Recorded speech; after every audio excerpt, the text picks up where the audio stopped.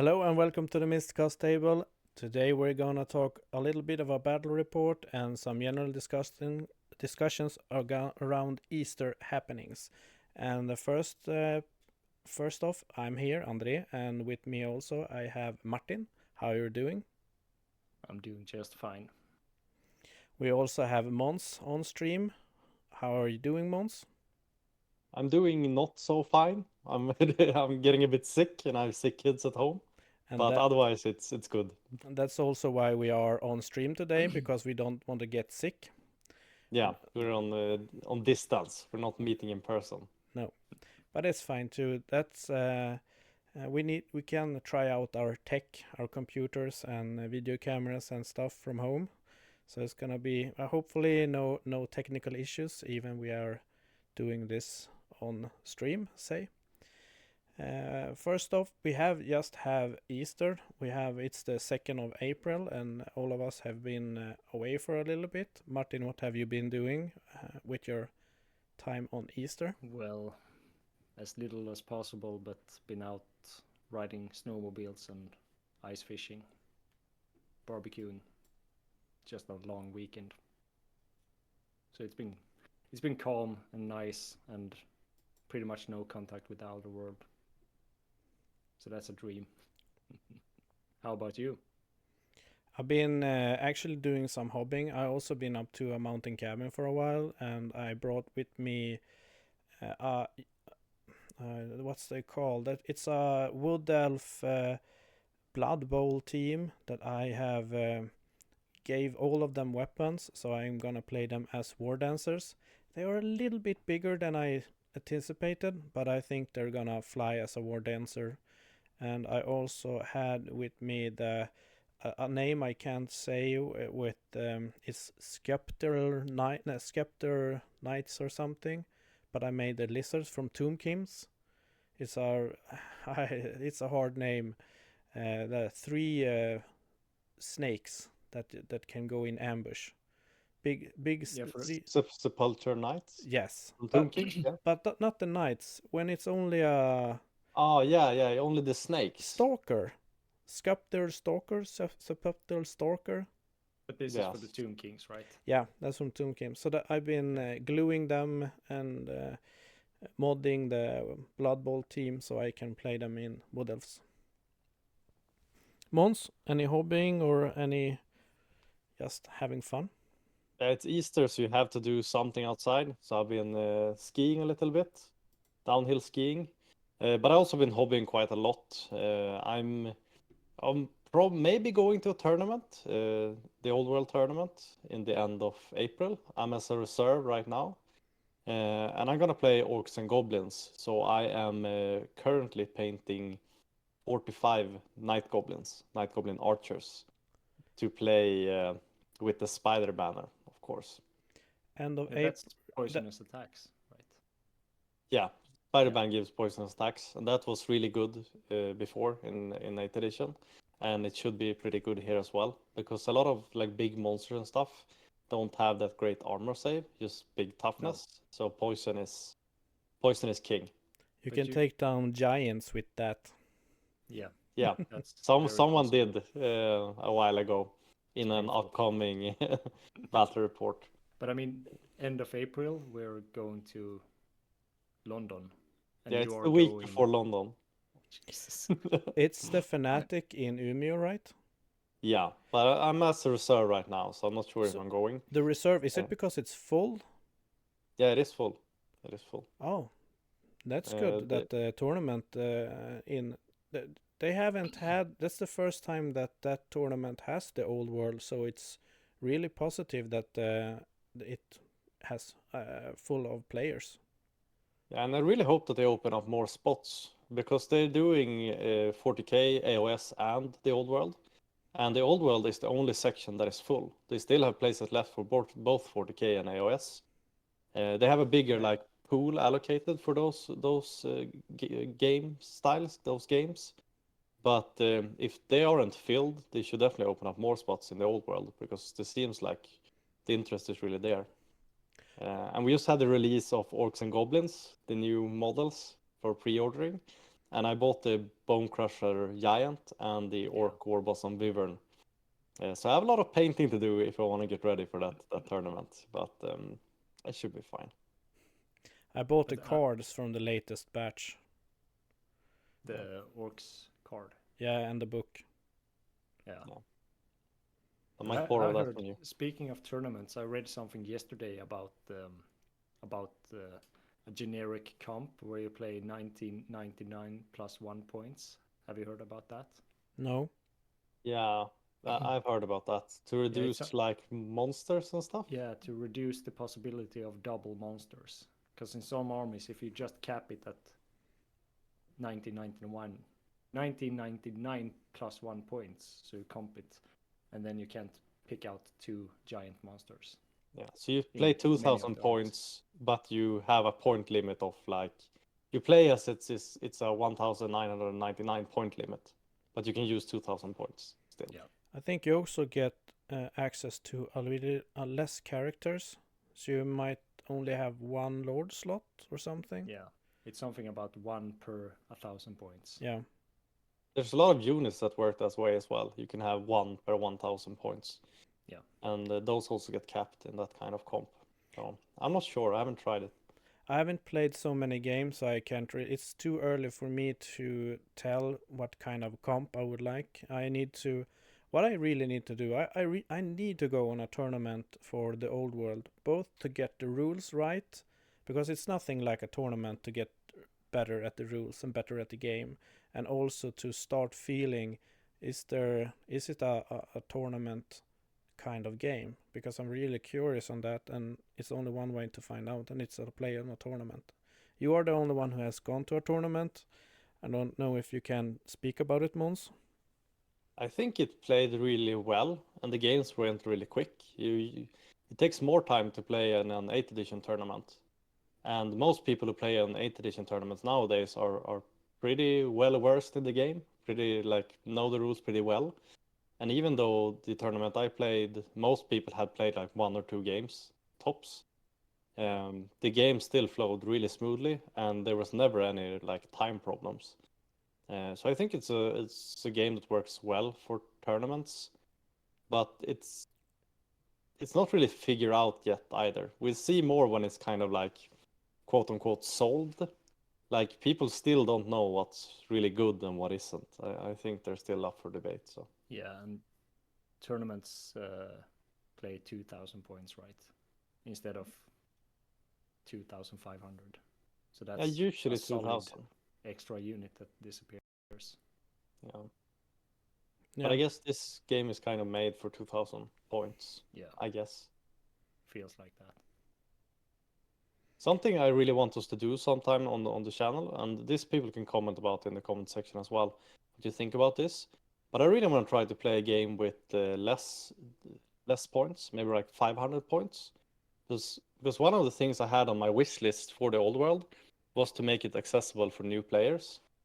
And I think that the ability to be able to play smaller scale games is a huge part of that, because that makes it easier to get into the game. So I really want to try that out and see how it works.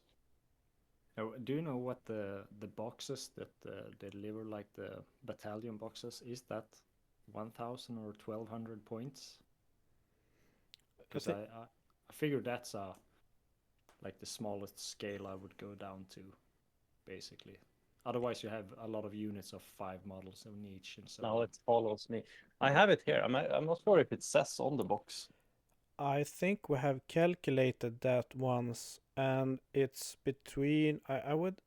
I'm not sure anymore, but I think it's somewhere around 1,000 points, and it depends how much points you put in the Lord, because both of the boxes and all of the boxes have one hero, and it's so different how big you can make them. It doesn't say on the box how many points it is. It doesn't say. No, so but I think it's around 1,000 points. So maybe that's a start, or do you want to go down to 500 points and make a game? Yeah, probably. I think like even painting one of these boxes is quite a huge commitment. Yeah. Like, I would like to see how it works for like real beginners. Like, how early can you start playing your army? how much time do you need to spend until it's I think until you it's can a start good idea. playing I'm basically. up. I'm up for it. Making a list of only 500 points and see what we can do. I think it's fun. One dragon, No vampire counts. and we're done. Spamming. You can't do that because of the lore Oh, and the that's true. heroes. Yeah, So, yeah. it's a thematic battle. Yeah. Usually, in I guess that an army like vampire counts gets very powerful in that kind of low point. If I am allowed to bring more units, it's easy to make my units bigger or take in other units. So it's quite a big difference if I take in a unit only if it's worth 70 points. I take it's so much big difference against the opponents, so that it gets Yeah.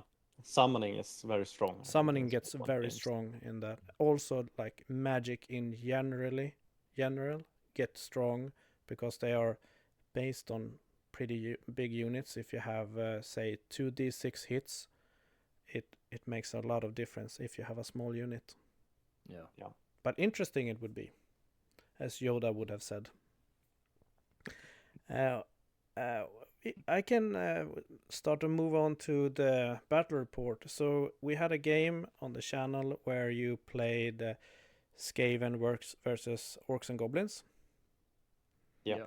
And first off, I would like to split the episode up into like 4 parts, and we have a rules discussion and a tactic discussion. But first off, we had a comment from Jörgen Jörgen. We can just say Jörgen. He had a lot of question about things that we couldn't see on the stream, and since it was a short format, some parts got cut out. And I was thinking that we might clear some of those questions first. Yeah. And he had it looked like your vortex spells after move was over some unit and you let it stay there. Why? Did I misunderstand? So there you had 2 vortex spells of the Foot of Gork that was traveling around the board. Was it any time that they stayed over a unit and probably Martin's unit if they stayed over the unit? They did? They No, did. no. They No, never no, they stayed over didn't. the unit. They always passed through the unit. I can say about the vortex spells. Like first of all, I had 2 wizards with that spell, Yeah. and I recast it basically every turn. So it was that's why it might seem like they were jumping around, and that was because I was canceling them and recasting them. But when they moved to a unit, they pop up on the other side. But it happened that I think your rat ogre was standing on top of them, but that was because you charged through it, and you're allowed to No. charge. I fled. I lost combat and I fled into Yeah, that's it. right. And then That's right. when it's placed, it only moves at the start of the every turn, and then it's dangerous terrain. So you can be on it, but the vortex can't end on a unit. Yeah, so you can stand in the vortex, but the vortex itself cannot stop on top of a unit. No. There you that- actually took a lot of questions in one go, because most of the questions regarding the vortex spells is why did Martin never dispel them? But then it was that Martin did dispel them, but you casted them again. Yeah, I actually didn't dispel a single one, I think, because every time it was the vortex moves at the start of the conjuration phase before I can dispel them. And every time they moved in Morn's disadvantage. So I just let them stay. Because hopefully he won't be able to recast it, and then it's in his own way. Because I think there was one time where it passed through, like, it was bad for me, but it didn't matter. no. And I only have a level 2 wizard. I could probably dispel it, but to what avail? When it's not in the way, I'm not gonna waste time on it if it's more inconvenient for Morns to have it on the table. And they were really easy for me to cast. I had 2 level 4s, but since I put my Orc Shaman in a block of Orcs is basically a level 5 because it gets +1 to cast. So I just cancel them and recast them, cancel them, recast them Yeah. all the time. And as you said, they usually move to my disadvantage, like away from the units and stuff. Yeah. So you didn't really have any good chance to do it, and you also only have a 8, Level 2. yeah, which needs to be within 18 of the casting wizard, and you weren't always that close.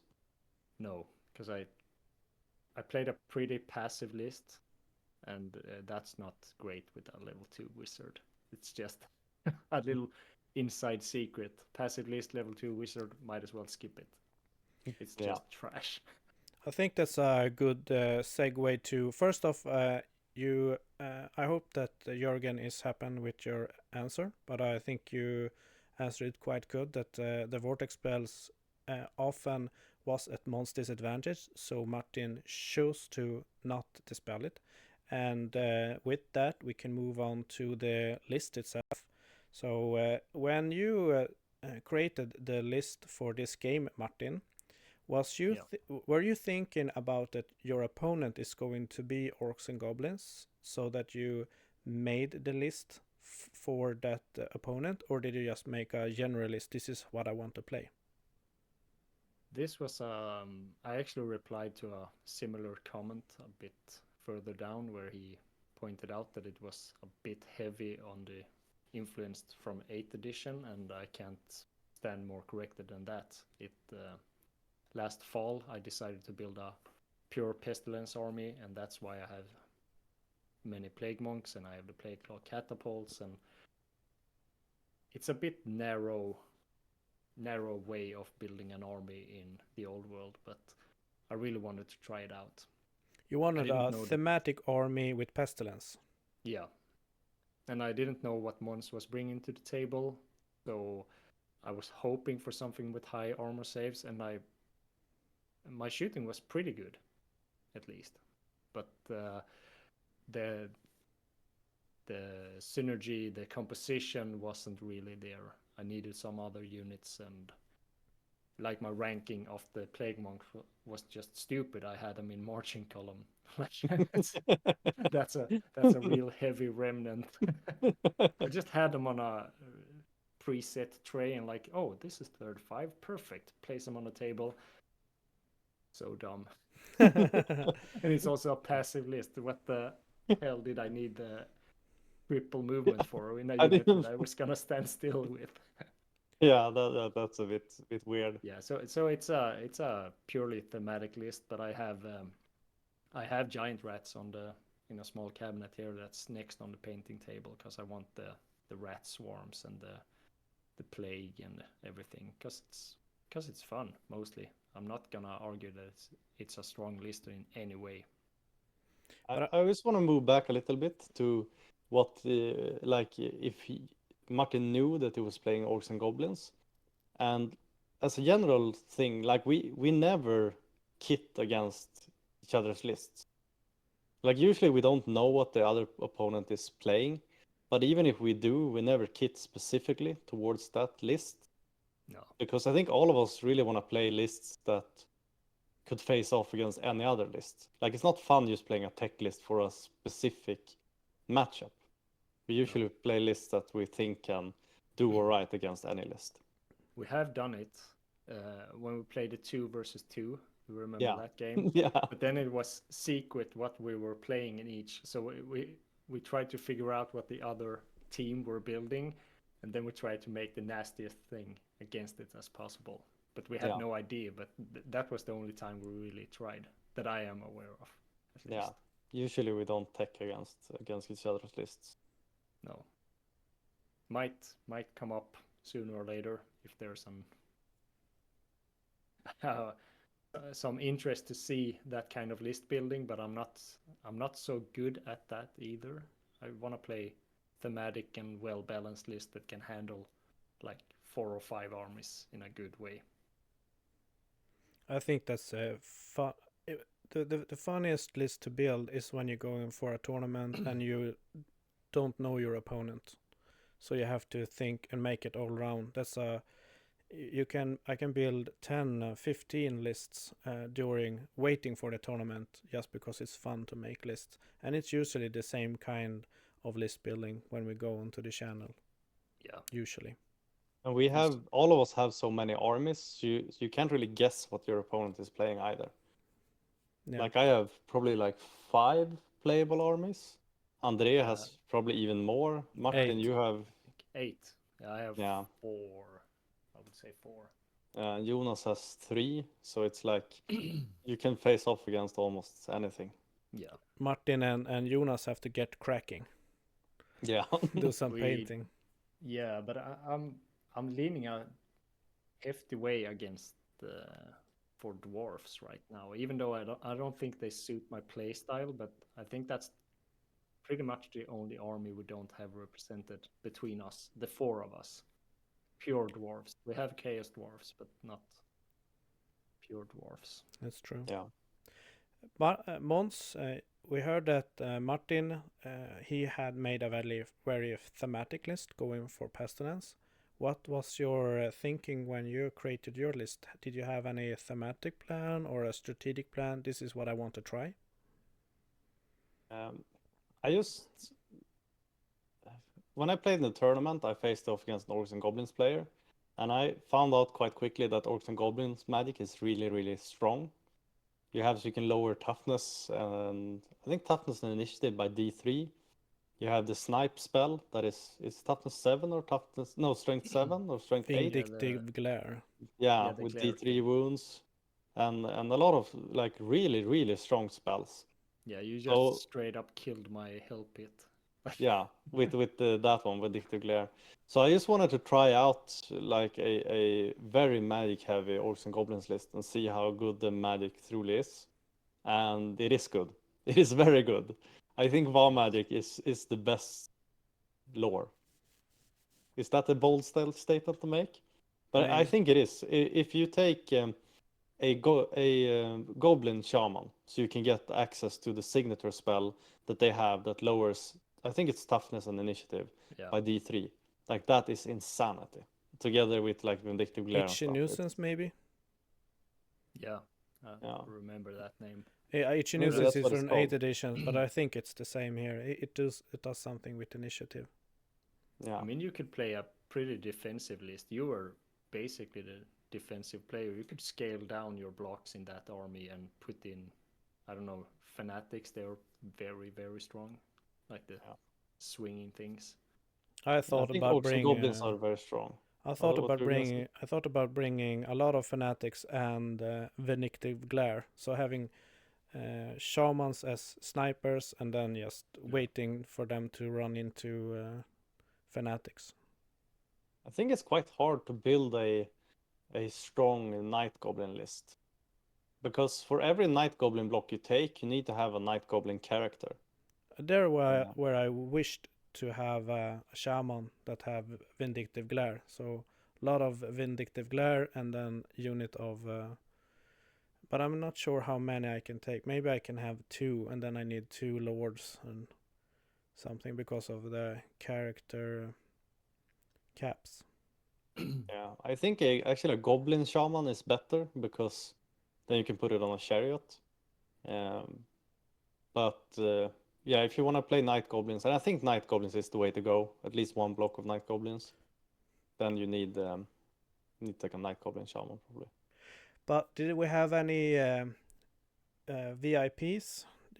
A unit that you put in or tried that you felt this unit was really good? We can start with Martin. I would say what was it called? The Plague Furnace was really fun, but it's a bit of a swing and a miss because it has a flame template weapon, a breath weapon as well. But since it's so good in combat, you really want to get it in and punching and supporting combat. So I don't know. I would rather have like one more toughness than a breath weapon, because you can't do much with it, basically. But I would say it's not the last time I play with the Plague Furnace. Orcs and Goblins, VIP. My VIPs probably have to be the magicians. It's really hard to say anything else. Level 4. Yeah, but I don't think you should put it on an Agnarok spider like I did. I don't think that's the play. But I definitely think my magicians is VIP. Arachnot Spider, he's a monster, right? Yeah, he's a monster. He hits pretty hard and stuff like that, but putting your usually like monsters you want to get into combat and wizards you don't want to get into combat. So it's kind of like yeah, it's a bit counterproductive, I guess, to put a magician on a monster a lot of times. I would like to try having a super combat wizard that is on a monster and have lots of assignment spells. So you just throw. It must be fun to try, but I don't really have any good army for that. But it would be cool to try out. It's gonna shred, for sure. But separate units. I had one unit of clan rats that stood up to a unit of trolls, but that was 100% because of Mon's super poor rolling. Like, the trolls were not the rolling. VIPs, I can tell you No, that. they weren't. It But was that's horrible. in this game. I would say overall, if you roll bad, don't bring the trolls. That's Yeah. don't bring anything basically, because that was poor. I won by a musician against a unit of trolls. Yeah. With great weapons. And me and Jonas played a battle report yesterday. That's gonna come out in a few weeks, I guess. And if you want to see some poor rolling, that's a great one. I won't tell for who or what happened, but there were some very Cursing bad of the dice rolls. dice. It was very quiet in the group chat that evening. Yeah, it's really bad. We have talked a little bit. Can you spoil what you played? We played Empire against Bretonia. I was playing Empire. Okay. We have talked a little bit about the list building, and I think we could move on to some user comment that have some tactical advice. We have LSOP. He also mentioned and asked why you didn't dispel the Foot of Gork, but that one we have answered. He said that this was a very strange game. The Skaven player bring bad habits from 8th edition, units deeper than wide. The Plague Priest unit is in margin column. And then you also touched on that did you change your mind during the game or did it matter? The marching column? Yeah, you can't charge. You can't complete a charge. No, that was just a stupid convenient way to pick them out of the cabinet and place them on the table. I wasn't gonna move them up in any way or form. They were just gonna stand and be like a standstill unit basically. So they should be in a wide formation, no doubt about it. Most likely I should have taken 2 smaller units as well. But it's just next game mistake. Yeah. He also pointed out that he think that artillery is no good in this edition. Drop the catapults and have more wizard. Do you agree that the artillery wasn't worth the points? The plague claw? Yeah, I would have to say it's not worth the points, but they're a fun model, and against high armor targets, they can do some damage that other models can't. But I think in general, like I also have my Doom Divers, and the Doom Divers are way worse in the old world. All artillery are, and as a general, like a rule of thumb, I would say they're not worth it. No. Like you only have D3 wounds in the center hole, strength 8 in the middle, which is good, but only strength 4 on the sides, and a high risk of like partial hits as well. Is it strength 4 on the sides? At least the Goblin Doom Diver is. That's pretty good. Yeah, but it's this so big chance of like you have a 50-50 with the partial hits. Yeah, that's to even hit anything, and usually there's not that many cover models that are completely covered. So I don't know.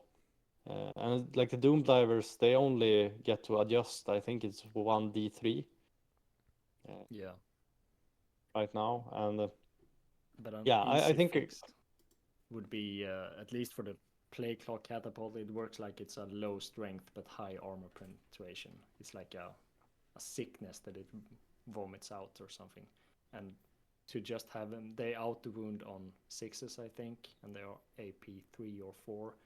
But I would say even partially covered models should be hit with that specific model. That would fix a lot of the issues. yeah, I think so. But like when I'm building a list and I have to cut something because I want to put something in, it's usually like war machines are the Yeah. first things to go. David Oliver has a comment. It's basically for Martin, but it's I think it's a general question, and most other channels have touched on this too. You need a level 4 wizard playing this game, right? Yeah. Yeah. If he said I run my plague priest on furnace without taking any wizard levels. Add a gray seer level 4 and you have a better time. Not sure I agree on the statement about that you need a level 4 wizard. It depends on how you play the game. Like you still have to be within 24 to be able to dispel. And when you're within with your level 4 with their level 4, you both have like it's like an even playing field. And usually you, at least I try to stay out of. A lot of times I try to stay out of the range of my opponent's wizard, unless he has something specific to cast that I know I want to dispel. Is it already with level 3 that you don't have 24-inch range on the spell? No, It's you're still at 1 and 2. 24. Level 2. Yeah. So there's level 3 can dispel at 24-inch. Yeah. Okay. So level But the 3 difference, if you're within range with a level 2 against level 4, you basically have no chance of dispelling anyway. No. Or no chance, but the chance is really low. and that's kind of what I mean, that it's so big of a difference if your opponent have a level 4 and you don't. It makes it a very hard time to get spells on or dispel spells. But there are ways around that as well. As someone mentioned, you can have a fast army and pin down the enemy Yeah. wizard. And that's a lot less of points. One wizard can be equal to 3 fast cav units. But you are giving up round 1 and 2, most likely. I think In my magic in this game is pretty easy to play around. Like most of the spells have a pretty short range, and if you know what your opponent has for spells, and it's not that bad. Like in other editions, they can be like game ending the spells. They're not in this game, and you can play around them I without think a level that 4. I think. I think that the vortex spell that makes it impassable terrain. Yeah, that's the illusion one. The Illusion crystal. spell that makes you so you stop a unit. Yeah. That's a game breaking spell. If you're playing an opponent that wants to make a charge, you can get so good board control with that spell. So it actually is very powerful. It doesn't kill a unit, but it's so powerful to make a unit just stop in their track and say, no, no, no, no, you are going nowhere. Yeah. I agree. That spell is incredibly strong, and some spells are. But I'm not sure I agree that you need a level 4. I don't think so, because magic isn't as game breaking in this game. Like It's not, and a wizard is a lot of points. I'm still on the fence, but I prefer playing an army with wizards, definitely. But back to the question about the plague priest on a furnace without wizard levels.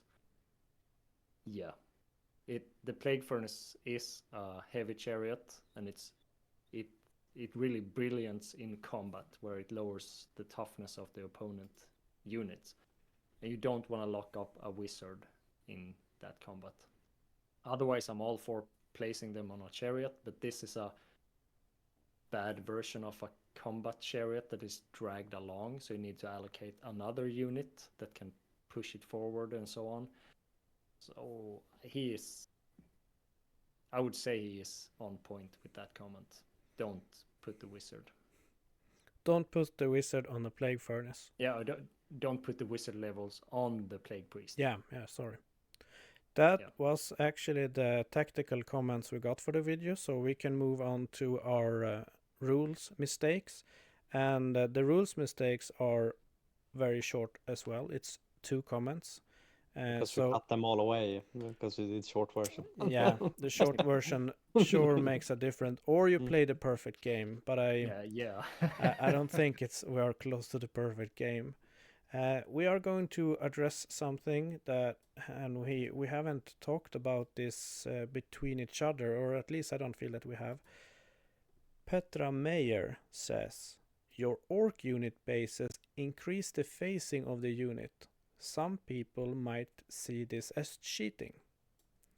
And I can take Monson defense and say that actually that the orcs are on trays that make them the correct size.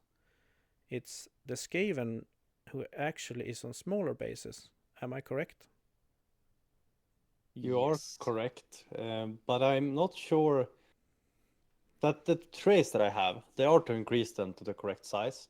But I'm not sure if, like, at the absolute side, if they give a bit extra on the side. I'm not sure about that. I haven't measured. But I would say that is a problem even in the older editions, because usually in the older editions as well, you have your units and movement trays. And a lot of the times you measure from the movement tray instead of the model. So yeah, it could potentially be, but I've never encountered that problem. I think I at least I assumed that he saw it was hard to tell that the Skaven army is actually on smaller bases than they should be. They are on the ordinary 8th edition base sizes, so they look way smaller. When the unit trays that I print out is exactly the size or the conversion tray, to say that when I have a 25 mil base, I put it on a tray that makes them as big as if they were 30 mil. Then the tray is exactly as big as it should be. But even if it's 1 millimeter in difference, have anyone actually measured the GV bases? They differ in up to 1 millimeter. The bases that comes in the box is off by up to 1 millimeter. But I didn't place mine on the conversion trays because 1, they're Skaven and it's pretty much a day's work to do that, and 2, I would say it makes very small differences. I would say the largest difference when I place them 5, that would be an extra unit in the side. It would be an extra 25 millimeters on the side. And when you're wheeling, that's when the big impact comes if you haven't placed them on the correct trays. Otherwise, since you're fighting the whole front rank, it doesn't really impact the game so much. I have to go and measure the base just to see if they are correct or not. This is gonna haunt me if I don't. You have the Minivore Gaming base set. Yeah, I do. I think they are big enough, but the thing that's wrong with those bases is that the center is off. So the outside of the base is the lining around the size is as thick as the middle one, and then the center becomes off. Yeah, when you place 2 trays next to each other and they're a bit slanted, but it's marginal. It's marginal. Yeah, but in the side they are 30 mil, so they shouldn't be any difference. Maybe you can argue that the corner sticks out a little bit, but I mean it's the same as with movement trays, and I never encountered any problems with that before. But it's definitely something you should think about. We usually just put the units close to each other, and then we calculate in our head and say that okay, I have 20 mil or 25 mil wide, I have them 6 wide, you have 30 mil wide, you have this many, then we know how many should be hitting or not, because Yeah, how but wide they should be, because you can rarely put 2 units against each other because they have things pointing out in the way, and so we often just calculate how many should hit. Yeah, and when they're all still, in the center, of course, we just calculate like you said. There are instances where they come into like a weird angle Yeah, where it does matters, but usually they just come from the front, you maximize, and then you just know that these many can hit. Like, yeah, and it's yeah, and in the old world, it's the whole front rank, so it's much easier. yeah. Anyways, the But I biggest think difference, the the biggest it's in difference, movement. if you're smaller than you should be, you get an advantage moving over the table. Yeah, Wheeling and is less. and if you're wider than you should be, then you get a wider like viewing angle for Yeah, charges. sure, that's So true. It could be. The second rule question or comment is from Acrylnic. Your rat ogre unit has one too many handlers. It's 1 per 2 rat ogres, including the master molder are the max. So you can only have 3, including master molder. And I thought that Martin, you didn't calculate or add the master molder as a handler, right? no, I read it wrong and put him. My list was 5 rat ogres and 3 handlers, pretty much, 2 handlers and a master molder, and I took 6 rat ogres and 3 handlers. So it was a reading mistake on my part. this feels like a trial for Martin. Like Yeah, I feel we're really. accusing Yeah, him of this things, and this he is has the to second defend time it. I play He has to Skaven, defend himself. and the last time you remember I played like in older editions with 2 units on the side, like a horde formation Yeah. with the chariot. Yeah. So I've been grilled to bits about my Skaven playing Yeah. skills. Acrylnic is spot on, and we are thankful for the comments so that we have a chance to become better. Yeah, yeah, absolutely. And once you've read something, it's so and you play, it's like so obvious in your head until someone points it out to you. You don't go back and you rarely go back and rule check something that you're like it's so imprinted in your memory that this is the way to Uh, play. And often when you read rules, you read them into your advantage. So if you read Yeah. them, you think it as for your sake, for the best way as you do. It's just natural to do so. The way I want them Yeah. to play. So it's so Definitely. helpful that we get comments that correct us and make us better. Yeah, and I have to say something that you talked about before, Andrea. The cursive text in the rulebook, like there's a small cursive text, I and know. there's where the most important part is. I When you look guess. at line of sight, we looked at it yesterday, line of sight, and we read it, and yeah, we were agreeing. And then this morning we found that there's an extra text in cursive, and that's the most important part of the entire line of sight thing. It's so dumb. Like, why is it made like It that? is. The audio listeners, though, who don't see the video, you couldn't see how I frantically nodded my hands or head and put my hands in the air. I'm still super annoyed that the cursive text in the book is so important. That's important for everyone who read the rule book. You need to read the cursive text, and you need to read it closely. I have skipped it first time, and that's Absolutely. stupid.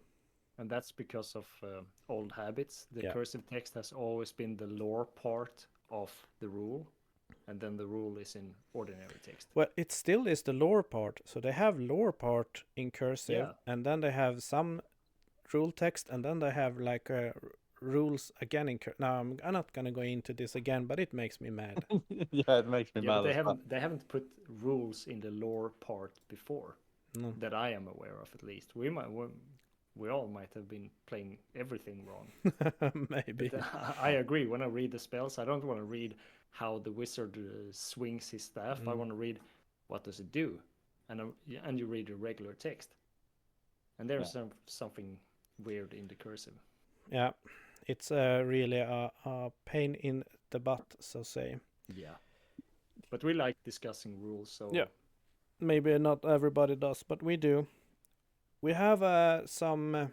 I would say that the last segment for today is some Misc comment that I found either interesting to just talk a little bit about, or the first one. I'm not sure if he's trolling us or not, but his name is Sirvirver.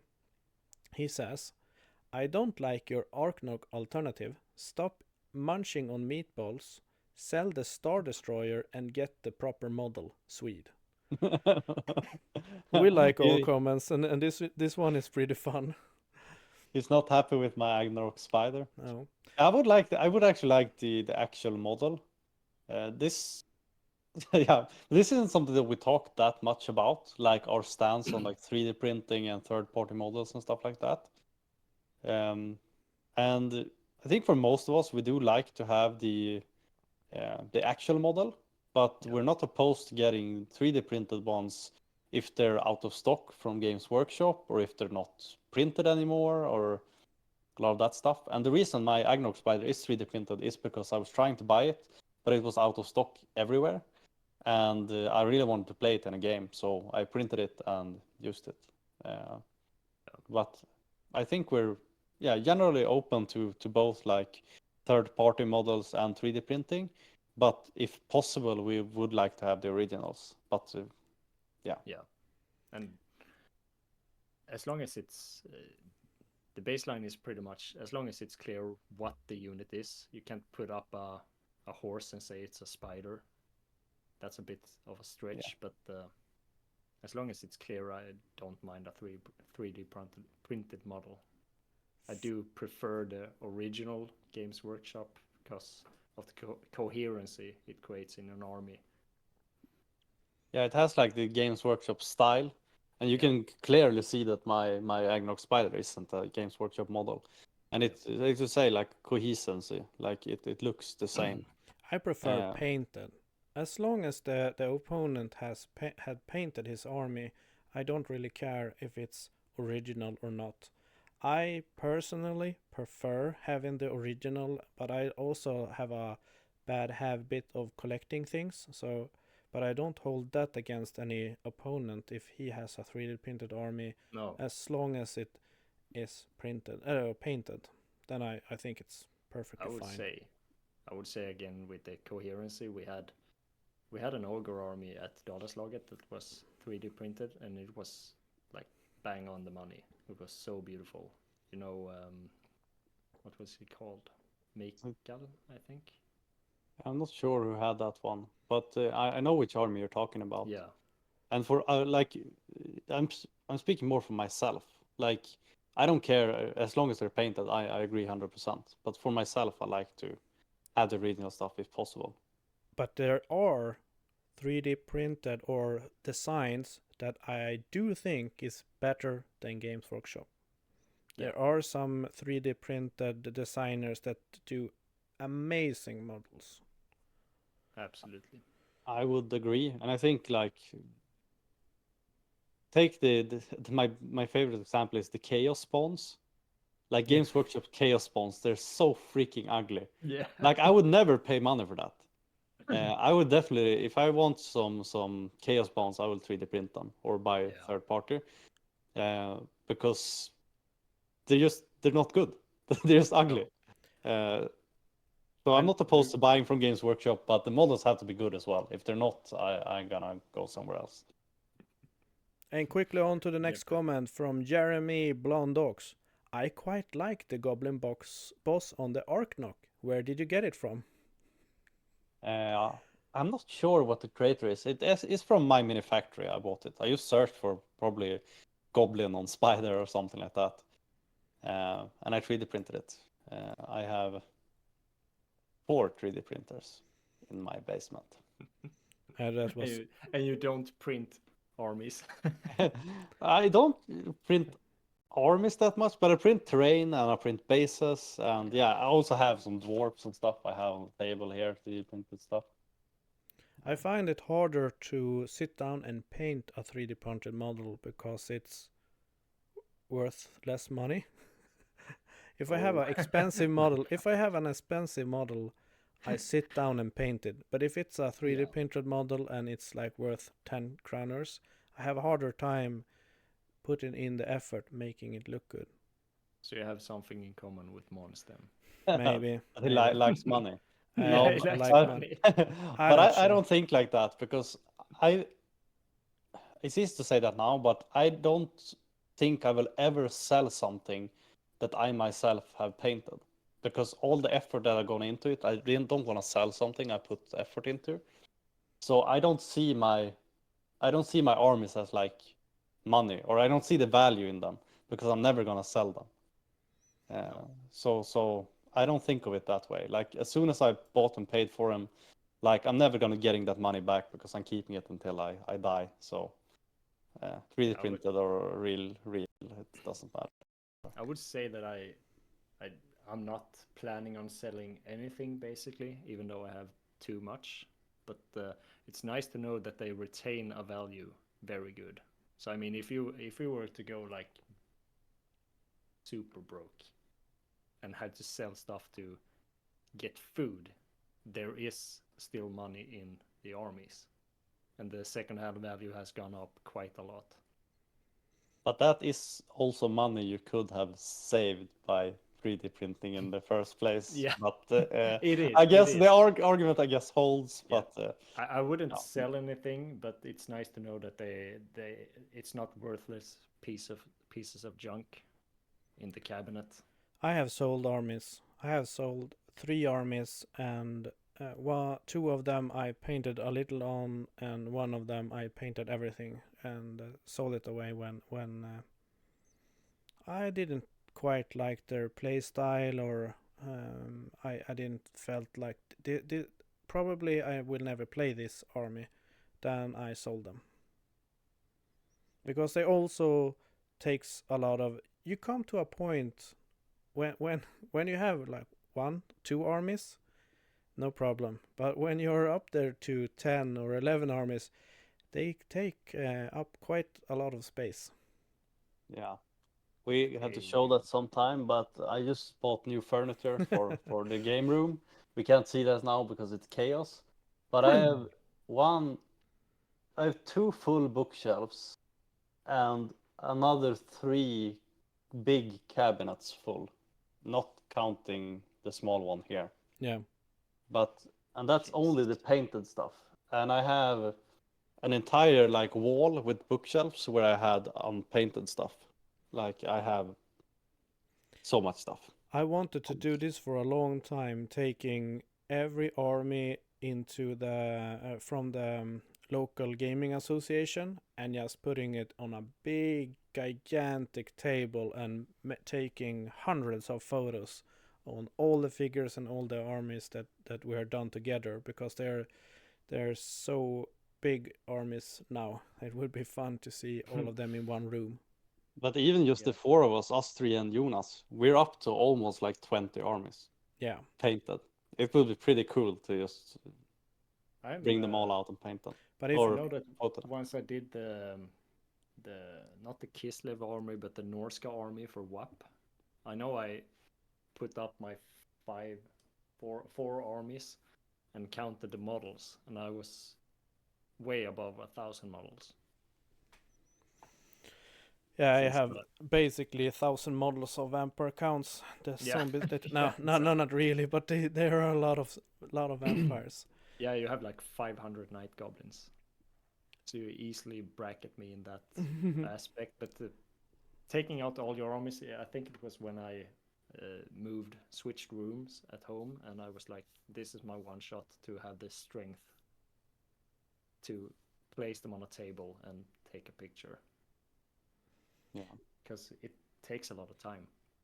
We also had a fairly new comment, probably from Patrius Primus. He say, "Hey son, where do you play? I restarted my journey with Oldhammer, played in the 80s, 90s, and he is from Kalmar probably. So just to say that again, that we are from Storuman in northern part of Sweden. There all 4 of us on the channel are from there. We s- live. Yeah. We're not from there, but we live there. we live there. Yeah. Some us Right. are, yeah, some of us are from other parts of Sweden, but we live in the northern That's part of true. Sweden, Storuman. Yeah, but we also play sometimes in Umeå, and we go and play in Falun in tournaments, and so you can meet up and play with us in other parts of Sweden as well, because Storuman is pretty much in the middle of nowhere, up in the northern mountains. The closest big town is like 3 hours away. Yeah. Yeah, really big town. Yeah, For we have Swedish measurements. yeah, we have a small town 1 hour away, but that hardly counts as a city. Yeah, So well, it's If yeah, it's it's got one. 24-hour stores at least. Yeah, I think it's one of the smallest cities in Sweden. I'm not sure if it's Uh, even a city. It depends on who measure it. Inhabitants. Yeah, exactly. If it were in Asia, it would never count as a city. For example, No. I mean, Village. not maybe not even village. I think it has like 15,000 people or Yeah. something like that. 12. 12,000 people, Yeah. yeah. Yeah, that's So that's 1 hour away, and Yeah. 3 hours away we have a large city with what 120 inhabitants Yeah. or something. So we're 100 quite in 120,000. yeah Just 100 just to yeah clarify. 100 yeah 120,000 yeah. So we are pretty much in the middle of nowhere. 13 Matteo. Not a fan of the short form, as there is no suspense. Also, we didn't get to see the result of most of the vortexes, so I felt anticlimactic as well. Anyways, was my way of saying I really enjoy the long form of battle report that you guys put together. I hope that you make many more as I'll be watching. This is a topic that we have discussed among ourselves, and we have been pretty open about it. That this is just I think it's a two-parter. First one, it's time constraint. We can't have an episode every week if it's a long battle report every week. It takes too much time. But we also like to make the short video good. I would like to be able to make a short video that has suspense, that tells you everything. So it's kind of a challenge to make a good short. I don't know if Mons or Martin feel any different, but I think we agree on this. I think so, and we talked about this quite a lot. We can give a shout out to 10 Island Gaming that made a lot of like short style battle report for 8th edition, and they kind of fill different purposes. Like if I really want to just learn an army and see how good they are and stuff like that, a short form battle report is really good if you know the game well. While I agree that a long form is more about the suspense and the dice rolls and that stuff, while short form can just be more about does this work, does it not work, is this good? So I think they fill different purposes, and I think also they, what do you say, like speak to different audiences. Yeah. Because some people really like the short ones, some people really like the long ones, and we enjoy making both. So it's never like we're only gonna do shorts, we're only gonna do longs. I think we're always gonna be mixing it a little bit, both because of time and also because that different people like different things. Yeah, but if to be honest, if we wanted the channel to be as big as possible, we would do long battle reports all day because of how many views those get. Yes and no, we're only time. no, but we only done one short version, and when we did for 8th edition the short version, it got way more views than the long ones when we first released that. And this one actually is pretty good views too. So I can retake that.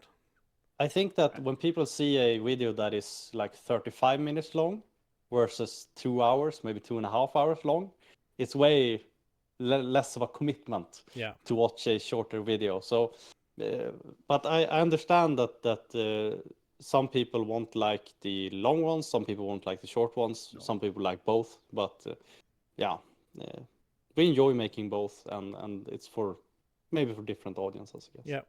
I would say though, technically, uh, like behind the scenes, the short ones are easier to film but harder to get right. Yeah. Yeah. Because you have to summarize, you have to be very organized to get everything in the right order and don't forget anything. You basically want to explain that Unit A played against Unit B and they fought at these strengths and this happened. That's like a good summarization. But when you're in it, it's hard to remember everything. So it's easier to record and cut, but harder to get right. And in Yeah, there With the they have longer the formats, challenge to yeah, getting the short really good. It makes it fun to do. But yeah. For example, in the short format, I should explain that the vortexes, since they moved in your disadvantage, I chose not to dispel them. That's something Yeah. I should explain, and it's easy to forget. But you want to go into the shorter formats are more tactical. Why are we doing the moves we do? And the longer formats are suspense, storytelling, and so on. Yeah. But I think people also like severely underestimate how much time goes into a long form battle report. Like I had no idea before we started doing this. I thought that it was just like you play a game and then it's like you cut an Cut hour or away. two. But first of all, like playing a game when you record it takes like 4 to 5 hours around there. Like you have to add at least like 1.5, 2 hours to the game. And then you have to look through. First of all, you have to line it all up with multiple cameras and all of that stuff, so everything is fine. And then you have to watch through it all and cut it. And then after that, you have to add the graphics. So it's easily I would probably like 15 hours, maybe. I think it's more. I think Yeah. you're close to 20 hours for a long battle report, especially if you calculate each player's time. So if we have 3 players on stream and all three have to allocate 5 hours, that's 15 hours. Yeah, but yeah, that's 15 hours. But the editing part is easily like you're looking at probably maybe close to 10 hours editing. And then you have to add graphics, and adds probably another 5 hours on top of Yeah, it. and you're a good cutter. I don't know what the technical term is, No, but I'm quick at least at you're the quick. cutting. Yeah, I would say you're Uh, good. I yeah, was stunned by the high quality from the get go when you started, you and Jonas.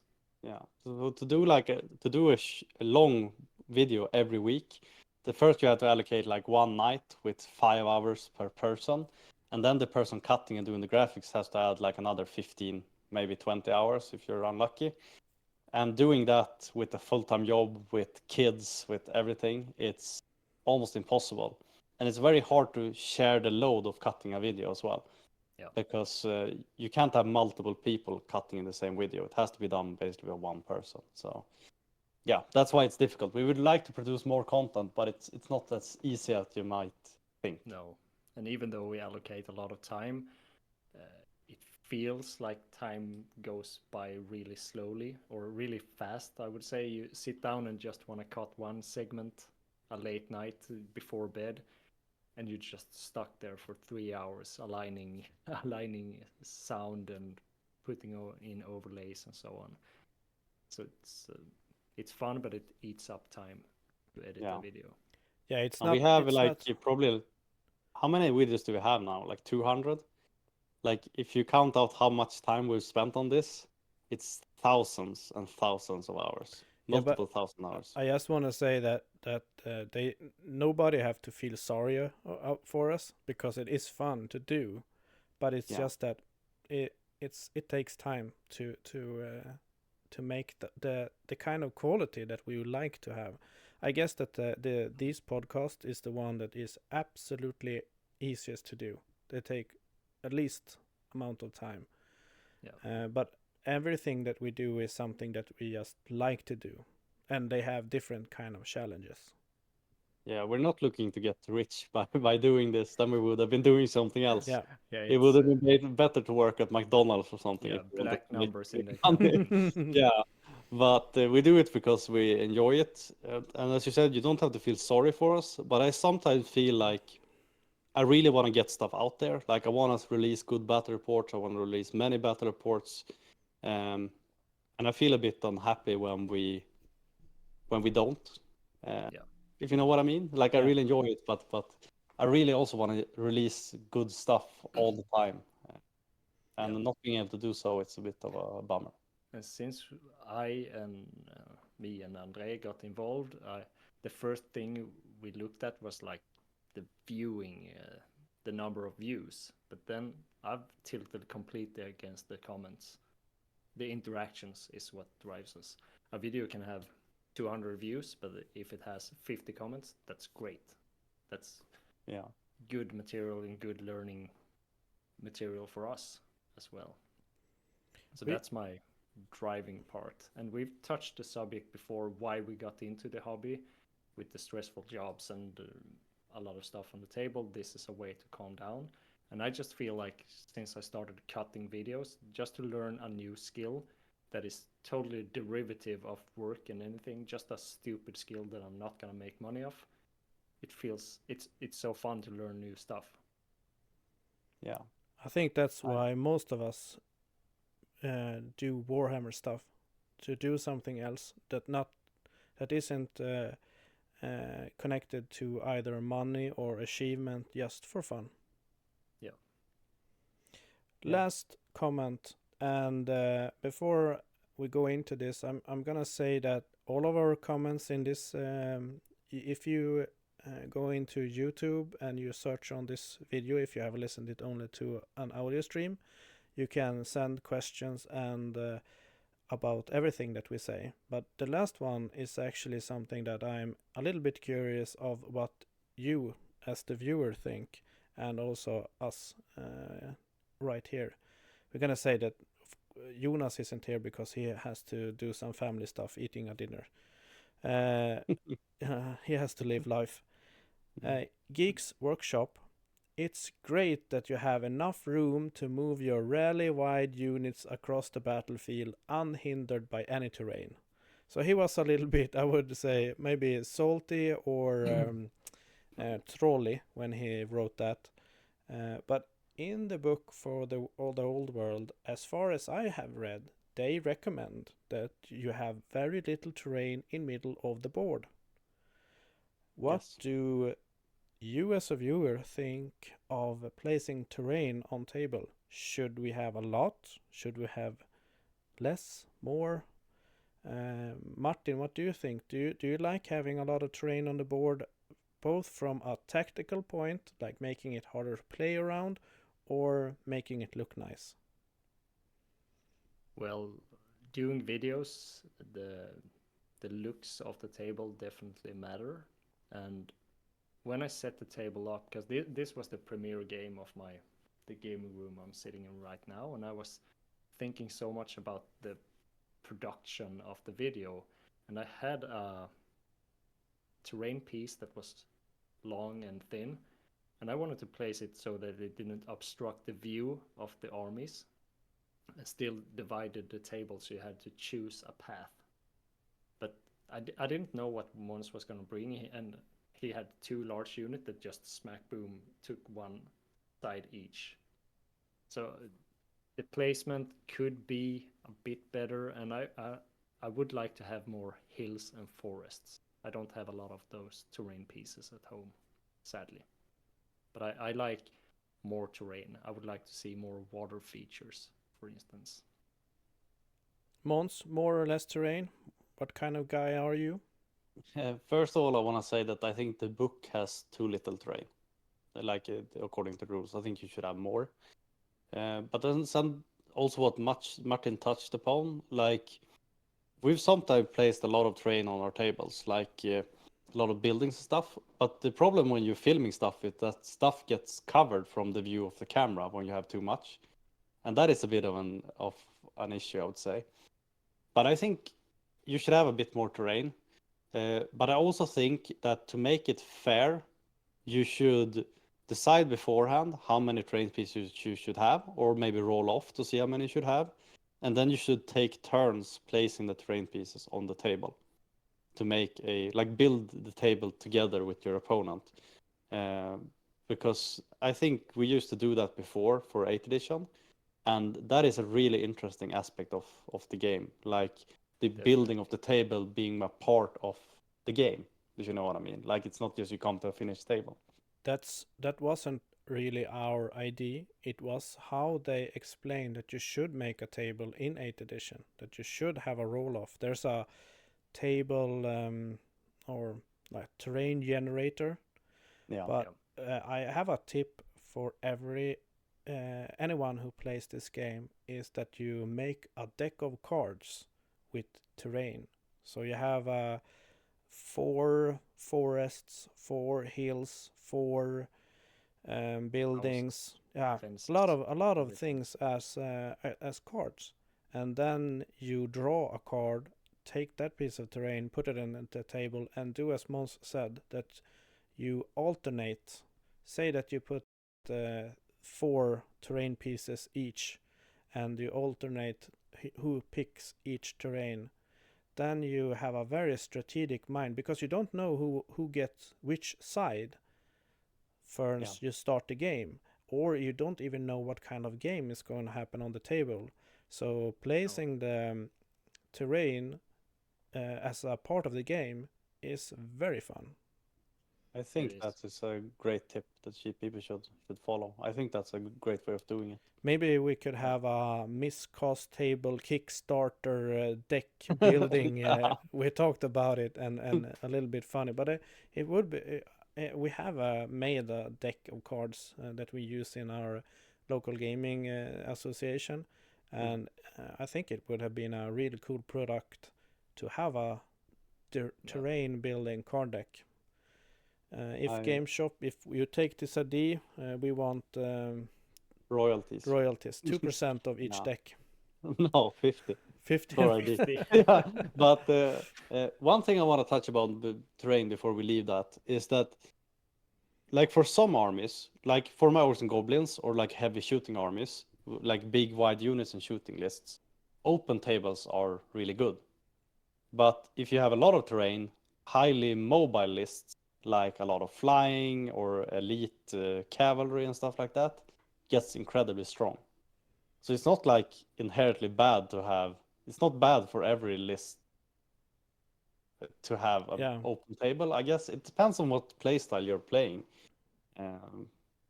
So some armies definitely want a lot of terrain, and it's definitely an advantage for them as well. Like Jonas' Bretonia list with a lot of flying, it would love tons of terrain. It would get so strong if you have a lot of terrain. So it's not like completely black or white either. It is a narrative game, so I would say nuances and different terrain pieces are more important than quantity. But say like some lakes, a bit of forest, a hill, fences. You need variety on the table to be able to show your maneuvering skills and choices on the table. It is a narrative game.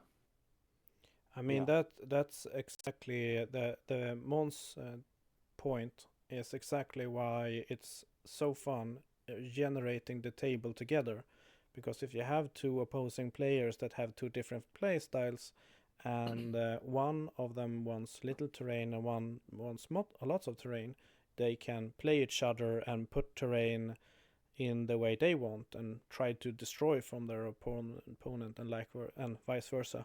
So that's what makes it so fun. I have a favorite memory where you and me played, Andre, with random terrain pieces, and it was hold a tower. It was a narrative game where you should hold a tower in the middle. Watchtower. Yeah, and I got the wording wheel and I placed it next to the tower. And somehow no, this game wasn't fun. I got my Phoenix Guard into the tower, and they regenerated models every turn. Every start of my turn, I regained like these 6 models or something, and they had a 4+ ward save, and they had some to shoot at them. You were -2, and so on. They were just there. They Yeah. were impossible to kill. You Yeah. can't charge in and win combat and so on because you only fight with 10 models or something. That was They can tilt the whole game. that was a scenario that not that many people liked in older edition. No. And adding the Virdingvel, no, Yeah. maybe Virdingvel, made it impossible. just But it was still, stupid. it was stupidly hard, and we had more weird terrain that changed either the units or made a magician stronger when it stood close to it. And you Yeah. can just have so much fun with terrain. I'm actually a little bit sad that the old world don't have that much terrain or terrain rules. I wish that they will have a campaign book or terrain book or have something that they add later on that make terrain feel more alive. Yeah, but absolutely. the Blood Forest, do you know that one? It Yeah. moves when you target something or it shoots out of it with magic. And I know that one game, more often than not, people avoid the forest at all costs. But I played one game, I can't remember against who, and we just went bananas. We just shot it so it moved every turn. It really, that was the play of the game. Just screw the forest and let Yeah. it jump around the table, and we had so much fun. I don't even remember the armies, the opponent, anything. I just remember the Blood Forest walking all over the table. I think that is what we had for tonight. Some comments, some rules discussion, and a little bit from what we've been doing. I don't know if you have anything to add or if we can say goodnight. I think we can say goodnight. I can say that I have kidnapped one of your Yeah, I know there's a hole in my white lions. If you check the underside of the, it should say 3C, I think. 3C, yeah. It Yeah, says yeah. 3C under here. You're missing that one. Because they were a pain to rank up, so I had to number each one because there's only one way they can fit on the tray. Yeah, you're That's never getting this Warhammer. back. The best kind of Warhammer is when you have to paint a number and a rank beneath them. So painful. Okay, with that, But guys, I'll swing by and come get it someday. Yeah, with looks that, good. have a nice time. Thank you for listening. Yeah. Thank you. See you. Bye. See you. Bye. Bye.